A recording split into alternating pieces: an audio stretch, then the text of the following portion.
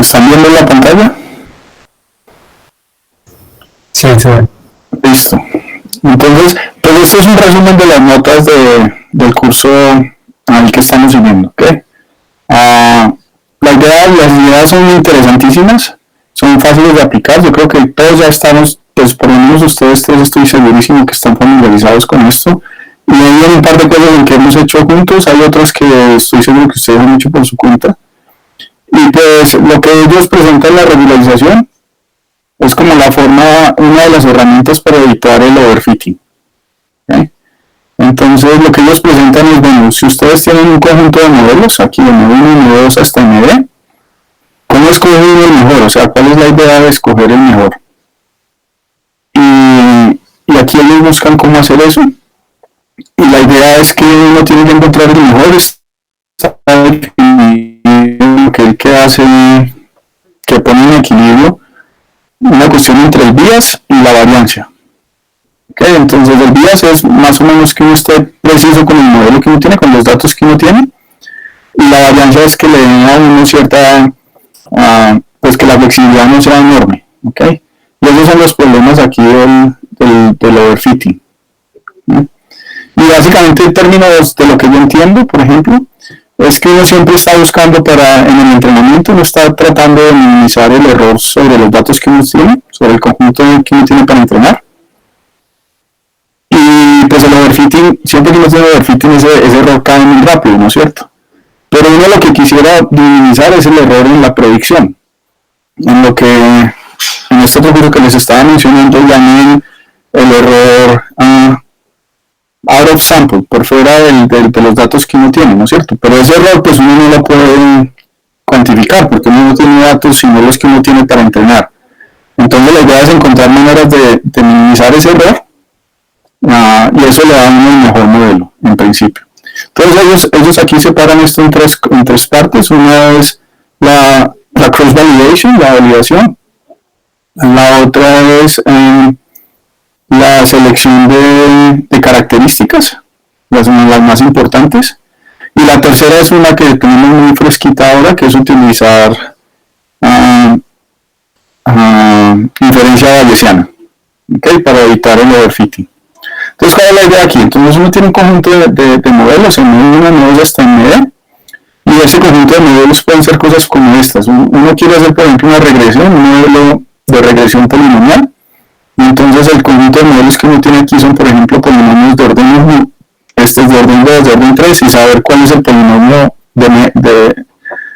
cuál es el orden del polinomio que da el mejor modelo, con lo que uno vaya a definir aquí abajo. Entonces, por ejemplo, aquí tienen este tipo de polinomios, y es escoger cuál sería aquí el MI corresponde al orden del polinomio.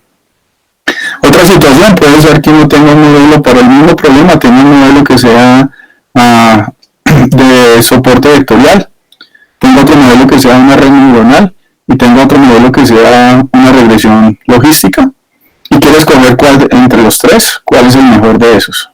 ¿Okay? Entonces la idea aquí es tener algunos criterios para uno seleccionar entre posibles modelos cuál es el que mejor funciona. Entonces la primera idea que ellos tienen es la de cross validation, y esta es muy sencilla. Uno en principio la podría utilizar para evaluar qué tan bueno es un solo modelo que uno tiene. ¿Okay?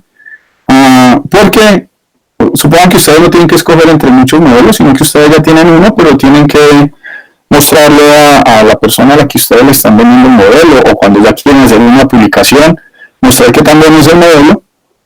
Entonces la validación le dice a uno cómo calcular los errores por fuera de los datos que uno tiene, y uno la puede hacer con varios conjuntos de datos, ¿no? Entonces esto le da a uno una estimación de cómo sería el error del modelo por fuera de los datos, ¿okay? Por fuera de los datos. Entonces miramos cómo funciona esto. Estoy seguro que ustedes están familiarizados ya con esto, hay varias opciones que dan aquí. Entonces vamos a suponer que tenemos un conjunto de datos y ese en principio sería nuestro conjunto para hacer el entrenamiento, y le vamos a llamar S, ¿no? Entonces aquí dan varios algoritmos que funcionan o que en principio son como los primeros que se le vienen a la idea, después uno les puede ir mejorando. Entonces el primero se llama la minimización del riesgo empírico. Ellos dicen ahí que ya lo vieron en el curso, yo no me acuerdo de esto, si alguno de ustedes se acuerda de qué se trataba, por el nombre, pero cómo funciona sí es muy sencillo. Entonces el algoritmo es sencillo, miren, ustedes tienen los modelos y cada uno de esos modelos los entrenan con el conjunto de datos que uno tiene. Y eso le da las hipótesis, ¿no? Uno ahí ya cuando entrenó el modelo, pues tiene la hipótesis que vamos a llamar HI. Entonces para el modelo HI, entrenado sobre todos los datos que tenemos una hipótesis HI. Y uno hace esto para todos los modelos. ¿Okay? Luego entonces uno va a tomar la hipótesis de aquí, la que tiene el menor error en el entrenamiento. Y eso tiene precisamente el problema del overfitting, ¿no? Entonces este es el que no hay que usar. Este es el ejemplo que estaban dando. Y dicen que ese algoritmo no funciona, ¿no? Entonces la razón es que, por ejemplo, si ustedes están haciendo una regresión polinómica y tienen los datos, entonces si tienen muchos datos, entre más grande sea el polinomio, pues este error va a ser más pequeño, porque un polinomio de más grados les permite fitear todos los puntos que tienen los datos y ese error va a caer, ¿no? Pero sin embargo, apenas para hacer predicciones ese modelo va a ser muy malo. Entonces la idea es mirar con las herramientas que hay si hay estrategias mejores para hacer eso. Entonces, esto es lo que llaman, el siguiente modelo que ellos ponen se llama el Hollout Cross Validation, que es también lo conocen como simplemente validación cruzada simple, ¿no? Entonces la idea aquí es que uno coge el conjunto de datos que uno tiene y lo divide en dos partes. Yo aquí le hice la grafiquita.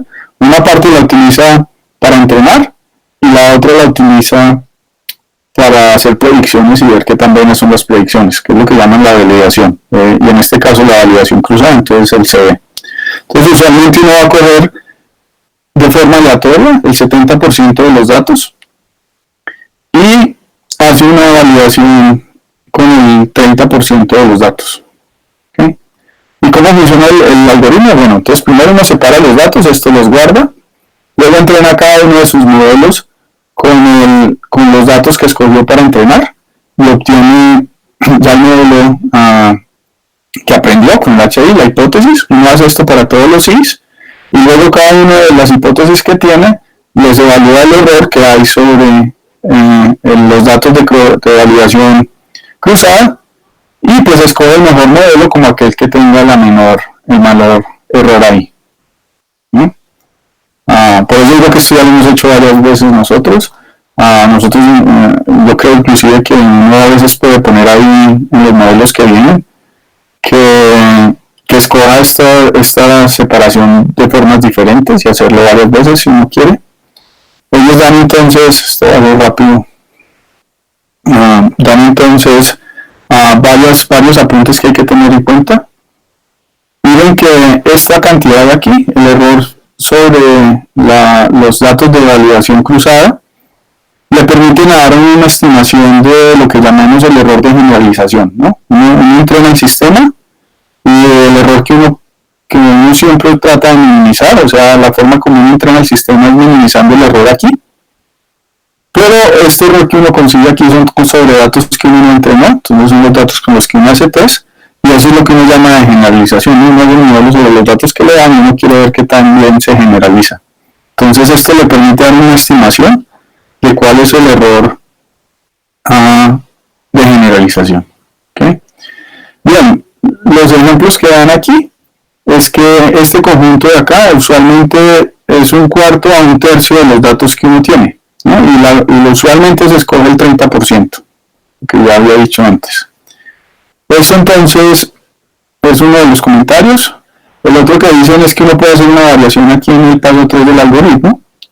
Y es que uno hace el mismo paso 3, selecciona cuál es el mejor modelo, pero vuelve y entrena el modelo con los datos completos.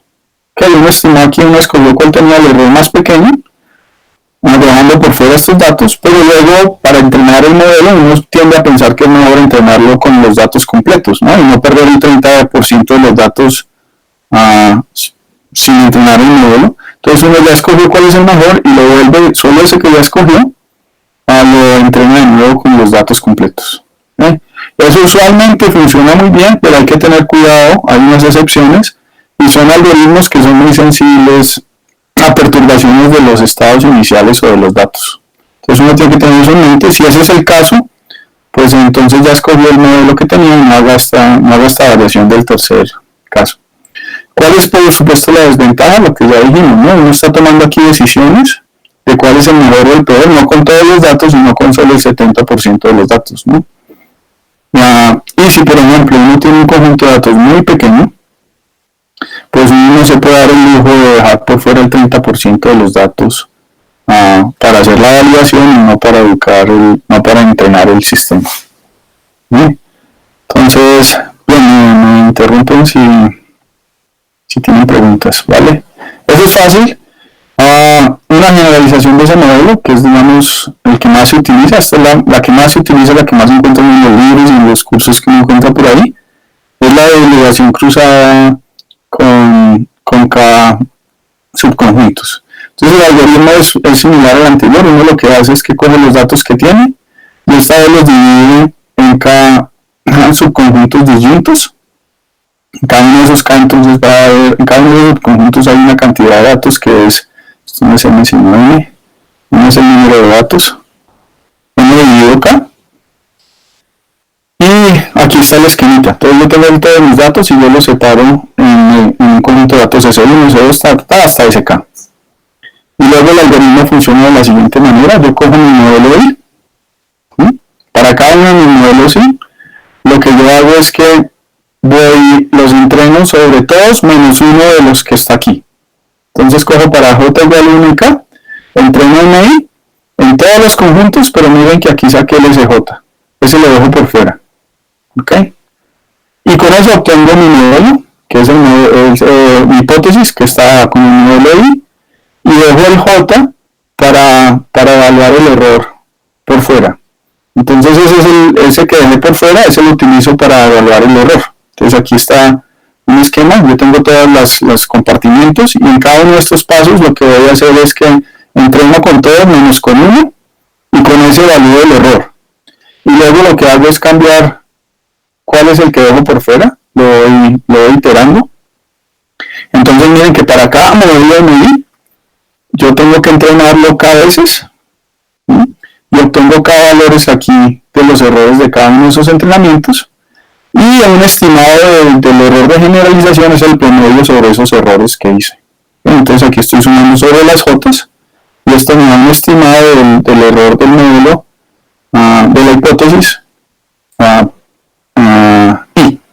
¿Okay? Y luego escojo el HI, aquí está el HI, para el cual este era el más pequeño, el promedio era el más pequeño.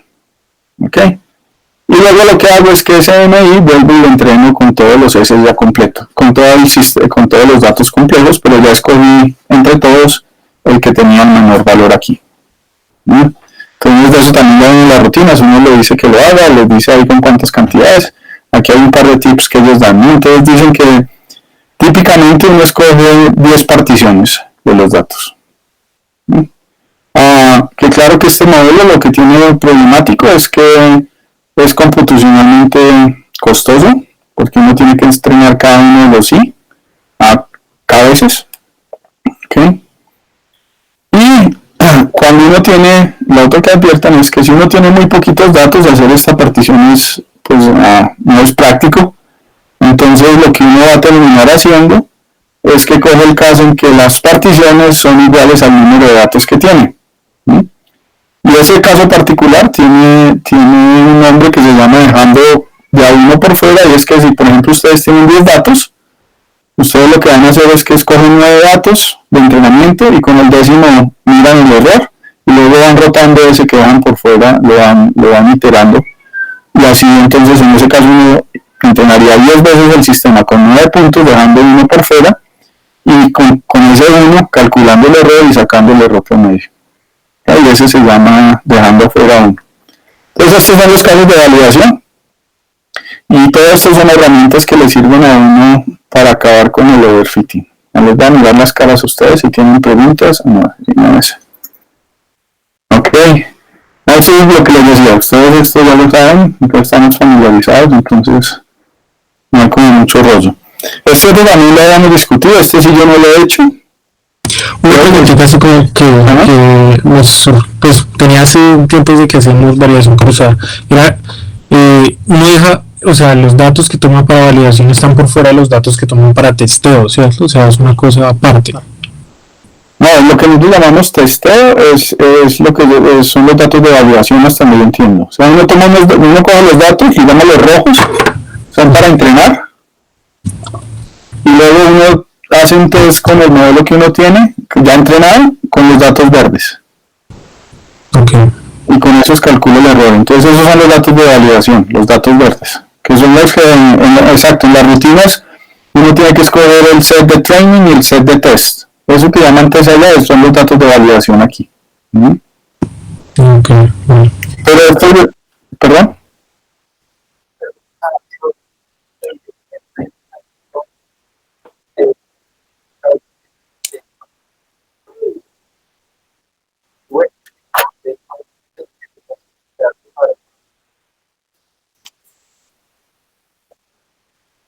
Uh-huh.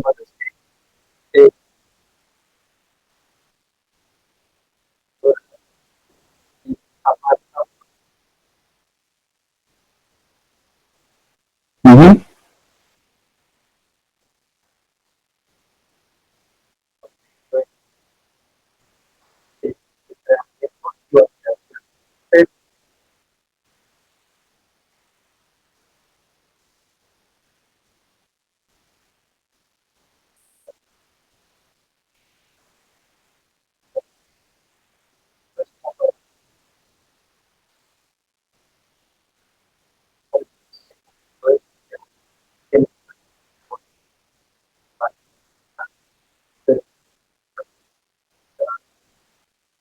Uh-huh. Ese es el punto. Es que el problema, digamos, lo que radica aquí es que uno tiende a pensar que entre más puntos tenga, pues queda mejor entrenado el modelo, ¿no? Y entonces hacer el sacrificio de sacar puntos que no utiliza para entrenar para nada, pues no es muy bien visto, ¿no? Pues uno dice, estoy perdiendo ahí información, ¿no? Y bueno, pero eso va a depender de la cantidad de datos que uno tiene, si uno se puede dar el lujo de hacer eso o no. Ok, entonces, bueno, yo no había pensado en esa distinción ahí, que tal vez vale la pena hacer. Eso estaba lo que estaba, eso era lo que se tenía en los test que habíamos visto el año pasado, ¿no? En esa página de concursos que había, que le daban a uno un conjunto de datos con los que uno podía entrenar, y después le daban el conjunto de datos con los que uno hacía el test y evaluaban el modelo que uno sacaba, ¿no? Bueno, ¿sí? Sí, de terremotos. Uh-huh. Ok.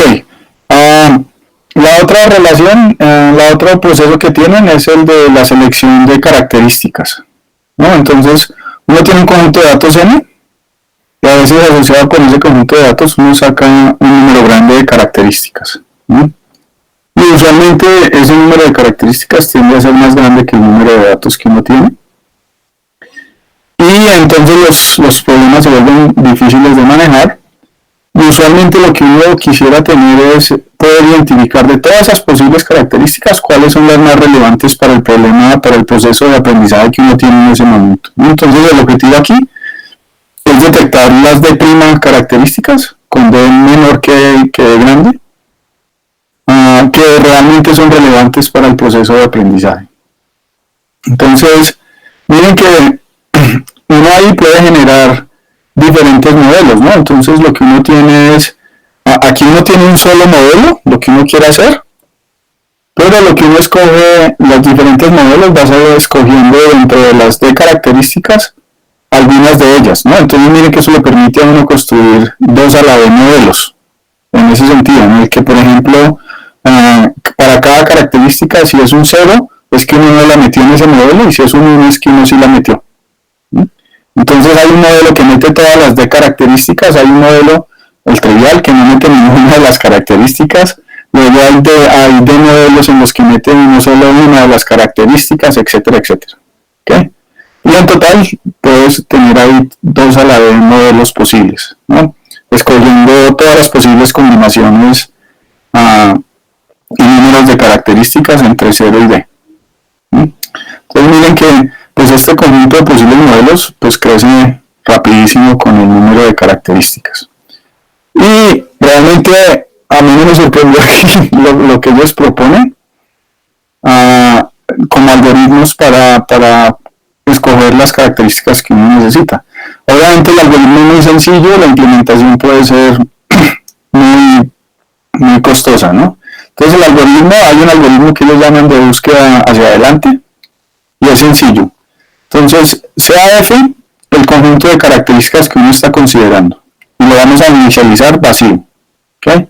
Entonces en el primer instante no vamos a considerar ninguna característica, y luego lo que vamos a hacer es hacer aquí un ciclo en el que hacemos lo siguiente: para i de 1 hasta d, o sea, para cada una de las características, si la característica no está aquí en f, vamos a definir un nuevo conjunto de fi, que es el f que ya teníamos, incluyendo la nueva característica, ¿no?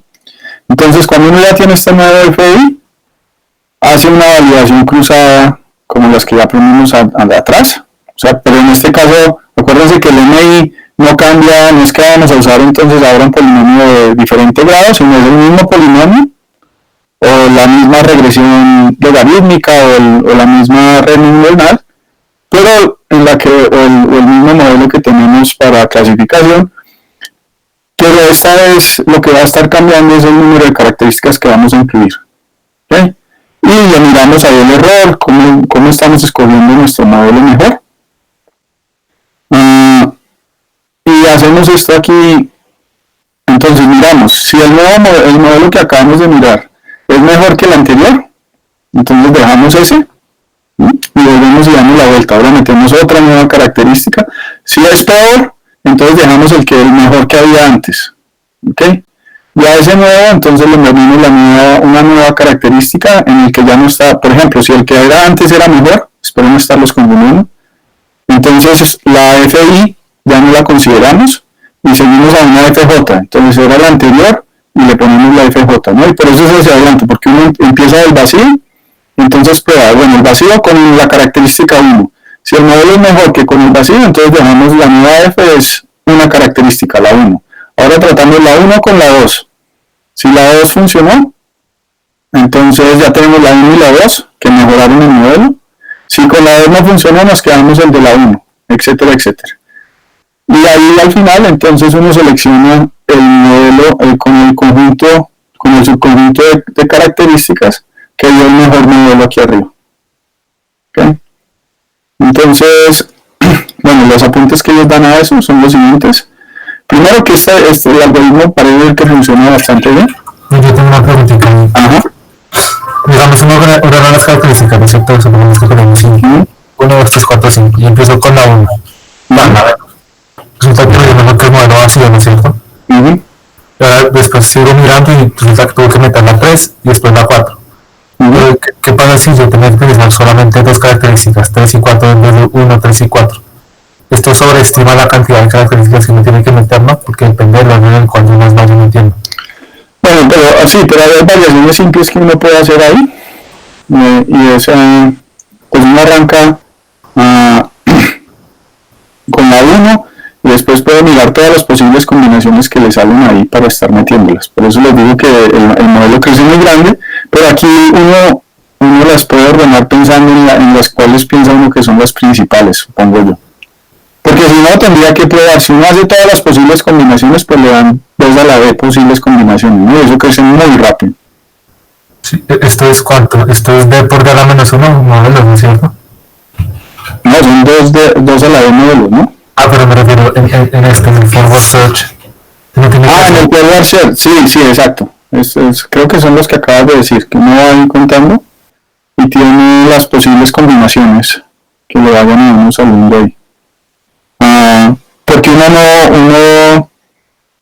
si uno se va quedando, o sea, ¿cómo haría uno la combinatoria? No sé.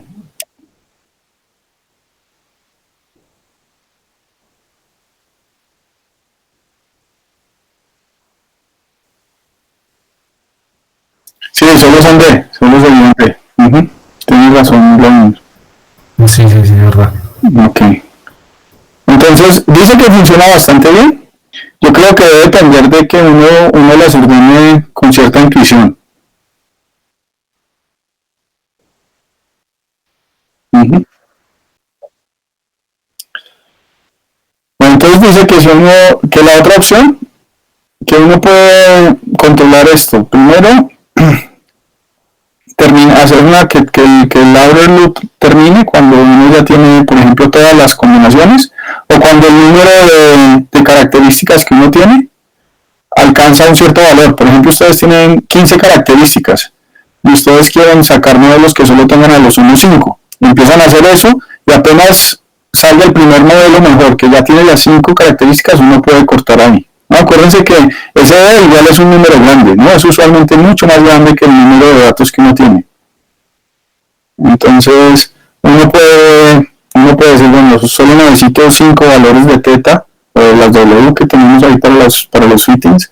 Apenas salgan los 5 que mejor funcionan con las características que yo necesito, ahí paro.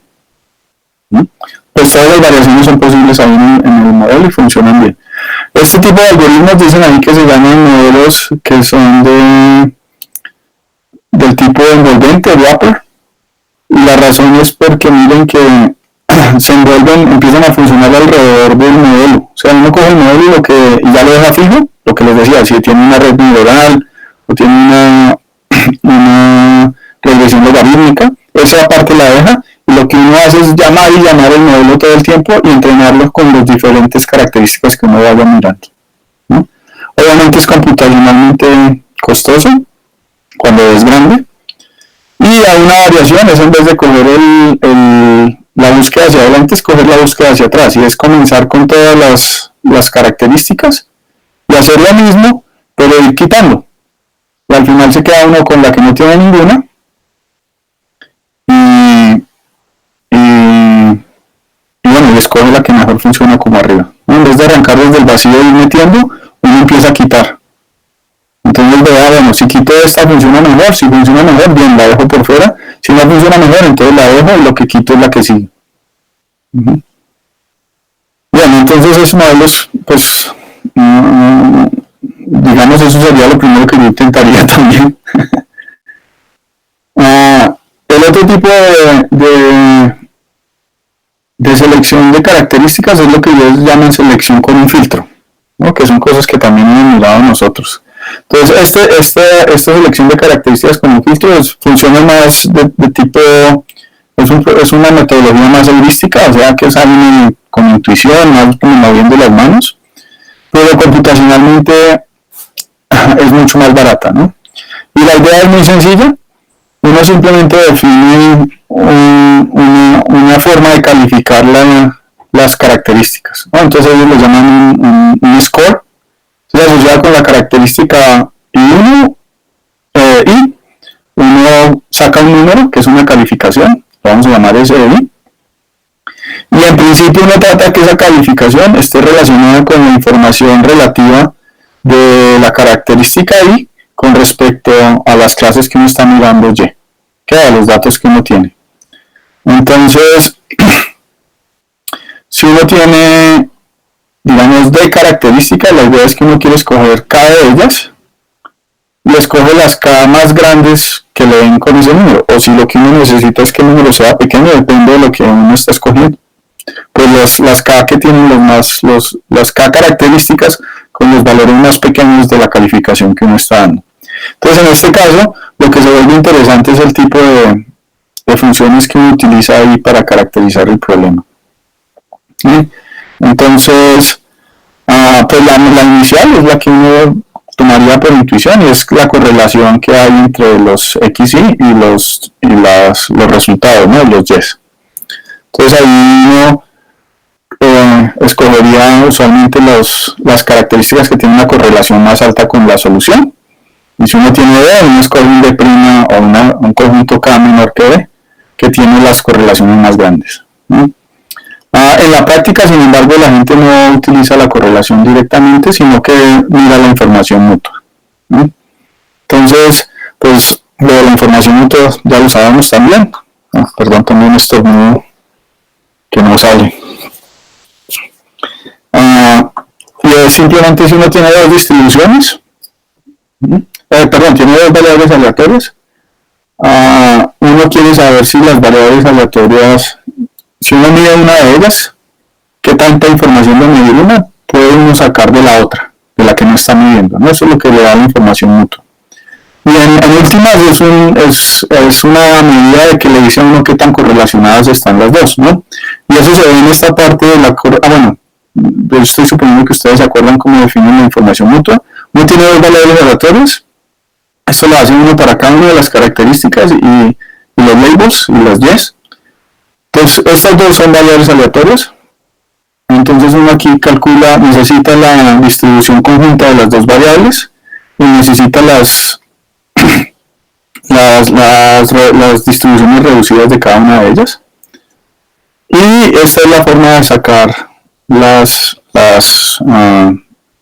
información mutua entre las dos variables, ¿no? Entonces aquí X y va sobre todos los posibles valores que esta característica puede tomar y la Y también sobre todos los posibles valores y uno calcula esto.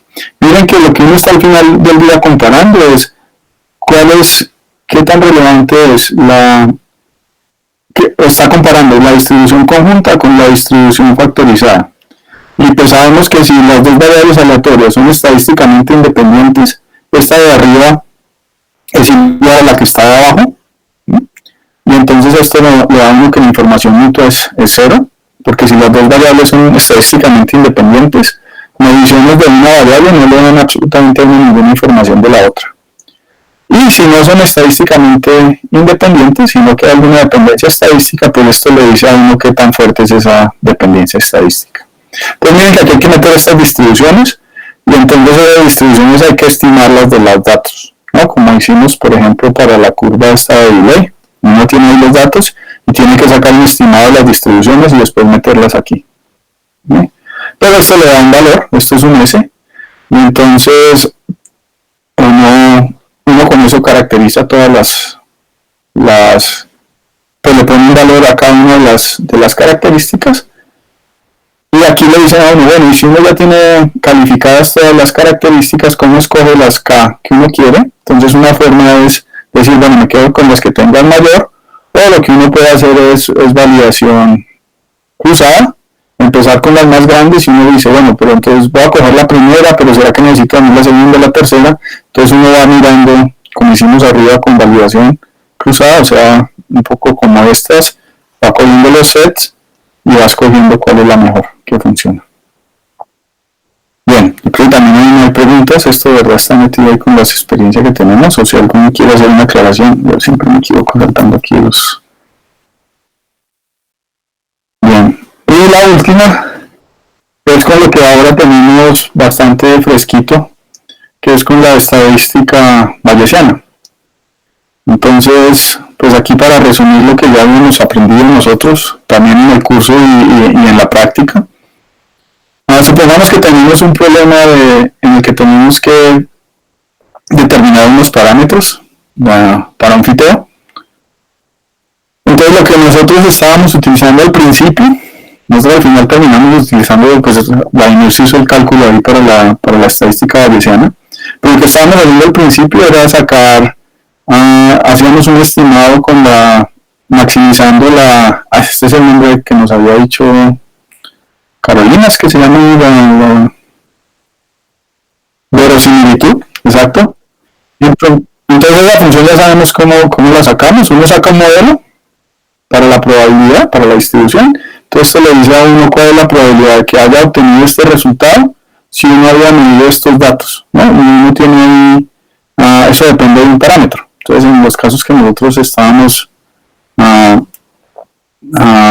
mirando, por ejemplo, el último que hicimos, esto también lo hicimos, por ejemplo, para las distribuciones multinomiales que tenemos ahí para contar número de muertos por número de casos, pero también en el de la distribución lo que teníamos es que aquí en el modelo era que metíamos la función gamma o la función o la log normal, y aquí mirábamos, bueno, obtuvimos un día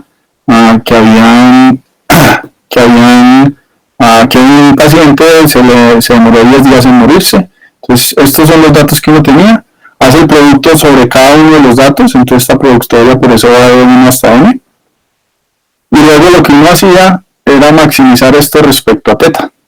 Entonces uno sacaba la derivada, la ponía igual a 0, o realmente lo que uno lo hacía era con el logaritmo, y eso le daba el maximum likelihood estimation, ¿no? Entonces ese enfoque es lo que llaman estocástica frecuentista, y ahí la idea es la siguiente: el modelo funciona, o sea, uno supone que el modelo es, pero el modelo depende de unos parámetros, y esos parámetros pues deben ser los precisos, pero nosotros los tenemos que estimar a partir de los datos.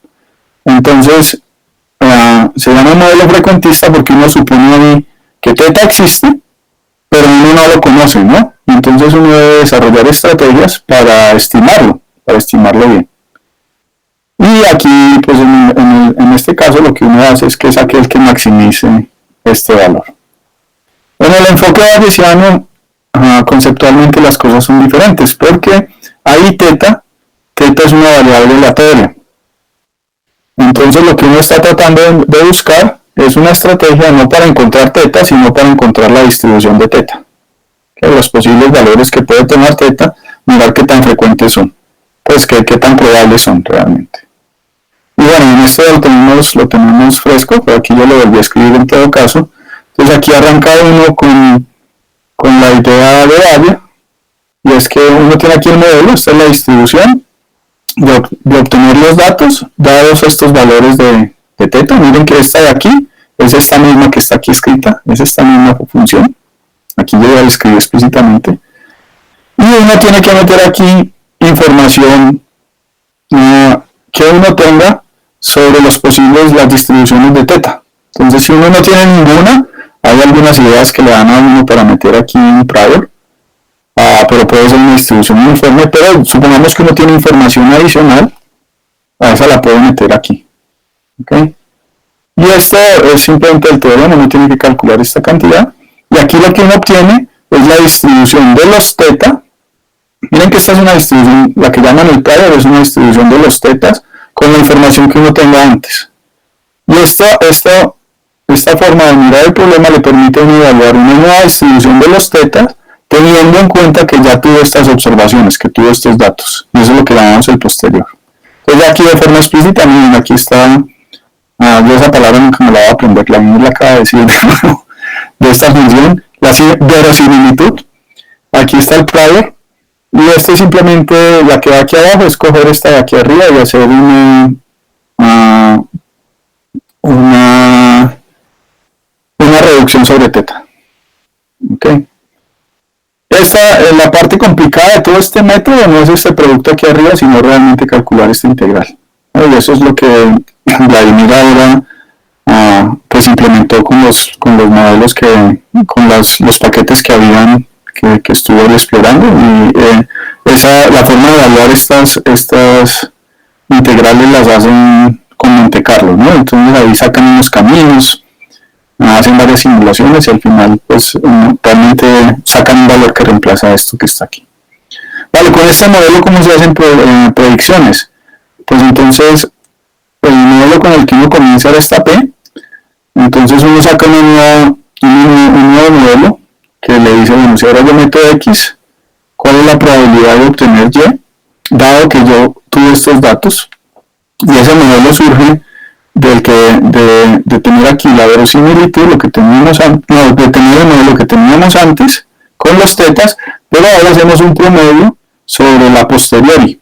¿Okay? Aquí tenemos una distribución para los tetas, y a cada uno de estos valores de teta pues entra en esta distribución con un cierto peso que está dado por los posteriores. Y también de nuevo esta integral a veces es difícil de evaluar. Sin embargo, por ejemplo, si uno quiere hacer predicciones, una cosa que nos interesa es no saber cuál es la probabilidad de coger Y, sino por ejemplo saber cuál es el promedio de Y. Entonces uno tendría que calcular esta Y con este valor, con el modelo posterior, y esto le da el promedio de la Y, y así hace predicciones. Lo que ocurre realmente es que usualmente estas integrales pues pueden ser costosas de evaluar. Entonces un enfoque más simple es maximizar el posterior. Entonces uno obtiene este resultado de acá y realmente busca maximizar el posterior con respecto a teta. Entonces miren que sería hacer lo mismo que hicimos con la verosimilitud, pero aquí adicionalmente uno tiene el prior, perdón. Y que esa es la función que uno tiene que ahora maximizar con respecto a teta. Entonces en aplicaciones prácticas ellos sugieren que uno siempre coja el teta, si no tiene ninguna información relevante, que coja el teta distribuido como una distribución normal, aquí con un cierto, bueno, aquí ellos ponen un tau cuadrado, eso es mi sigma. Y resulta que hacer eso usualmente le da a uno, esta es una pregunta que tengo para ustedes, dicen ellos, que uno obtiene el valor de teta que maximiza el posterior, usualmente da mejores resultados que el valor de teta que maximiza el likelihood, la verosimilitud. Okay, que ese sería un caso particular de esta cuando uno coge el prior igual a una constante. Y ellos dicen que este da mejor resultado y la razón que dice es que tiene una norma más pequeña. Y esa parte no la entendí. ¿A qué se refería con eso? Parece que hacen algunos datos, hacen una referencia a datos anteriores. Pero en todo caso, pues esto es lo que tienen. Y ya en regularización, esas son todas las notas, las 8 hojitas están ahí resumidas. Lo que les digo resulta bastante sencillo y yo creo que también es bastante sencillo porque ya estamos familiarizados con todos esos procedimientos. El efecto, digamos, después vienen un par de charlas que también están en esa misma dirección, pero estos son, digamos, remedios contra el overfitting. Todas esas tácticas que están ahí.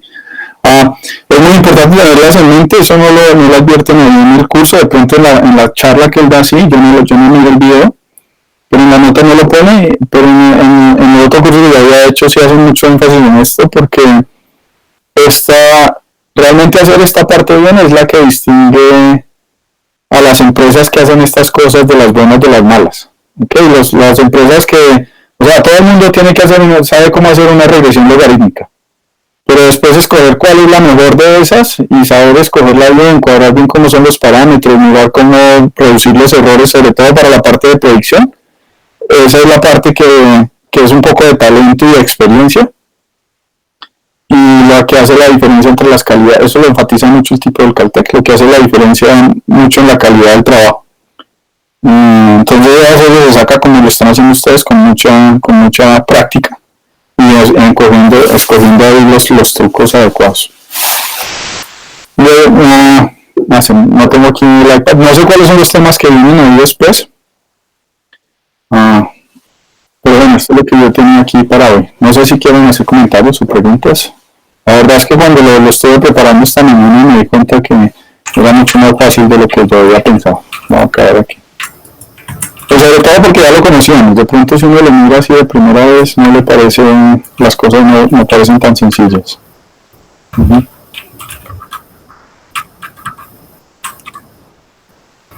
No, pues quizás un comentario que yo he visto que suelen utilizar una cosa que se llama en todo momento para tratar de mejorar también la ajuste de estos modelos, donde ellos, pero esto es más técnico, tratan de darle memoria a los parámetros, a los parámetros, y entonces cuando utilizan un gradiente descendente que era como actualizar los parámetros, lo que hacen es mover los parámetros a la dirección del gradiente y multiplicar ese gradiente por una diferencia de los parámetros con los valores anteriores. Claro, pero esa parte viene, es el reducir el error de entrenamiento. Sí, exacto. Y aquí lo que se trata es de hacer un estimado, de reducir lo que uno pueda. No, realmente uno trata de hacer un estimado de cuál sería el error por fuera del entrenamiento, que ese es el que importa al final. No, porque si alguien viene y te da los datos, mire, hagan un modelo con estos datos, y usted saca un modelo que es perfecto con los datos que a usted le da, que es el problema del overfitting, pero obviamente pues la persona no está buscando un modelo que funcione con los datos que uno le da, sino con los datos que no conocemos que van a salir a futuro, que se pueden hacer predicciones con eso. Sí. Y usualmente el problema del overfitting es que funciona muy bien con los datos que uno tiene, pero tiene un error grandísimo con los datos que uno no tiene. Entonces cuando llegan nuevos datos, las predicciones son malísimas. Y obviamente uno no puede hacer estimados de cuál es el error con los datos que uno no tiene porque uno no tiene esos datos. Entonces estas son metodologías de tratar de buscar estimaciones de cuál va a ser el error por fuera de los datos. Eso sobre todo es muy claro en la primera parte. Las características pues no van solos, ¿no? Uno escoge las características, pero después tiene que en todo caso hacer la validación del modelo con las características que uno escogió, para ver que esté funcionando mejor que sin cogerlas todas, etc.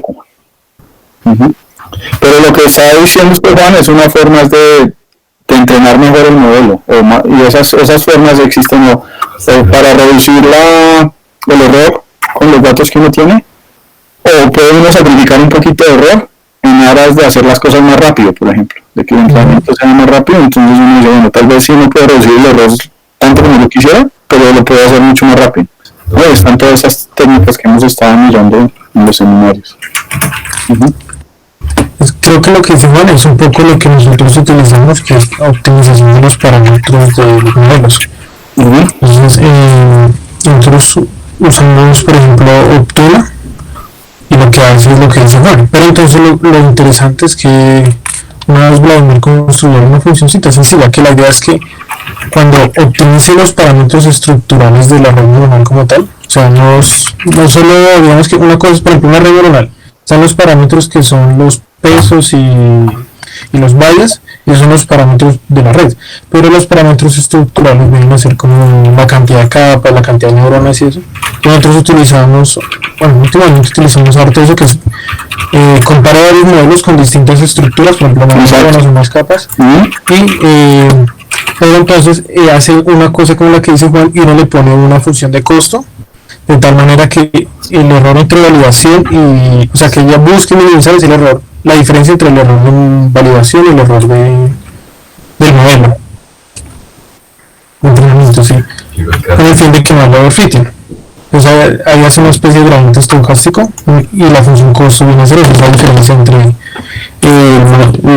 la hipótesis al fin de cuentas y el error de validación.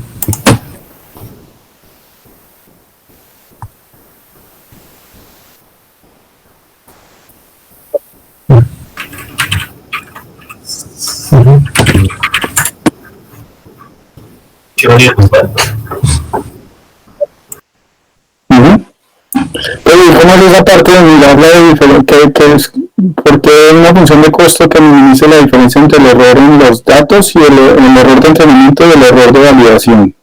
Porque es que un overfitting es básicamente cuando yo calculo el error de mi modelo, ¿cierto? Con los datos de entrenamiento. Entonces le da, digamos, una certeza del 97%. Y cuando uno va y testea con los nuevos datos, le da un 10%, una vaina así. Entonces, cuando esa diferencia es muy grande es porque hay un overfitting en el modelo, ¿cierto? Porque ok. Entonces lo que uno busca es minimizar esa diferencia. Que de pronto el error de entrenamiento no sea tan bueno, pero por lo menos tenga un buen testeo. Claro. Eso es lo que está detrás de esto también, exacto. Uno siempre quiere mantener el error de los datos lo más pequeño posible. Pero también que el estimado del error sobre la validación sea lo más pequeño posible. Entonces, ese posible usualmente es un compromiso entre los dos. Uno quiere bajar el otro y le toca subir el de los datos, ¿no? Uno siempre puede, en principio, con overfitting puede siempre hacer el error de entrenamiento chiquitico. Pero usualmente eso es una acompañado de un error de validación muy grande, exacto. Entonces ya entendí. Hacer que esa diferencia entre los dos sea pequeña es encontrar el compromiso entre las dos cosas.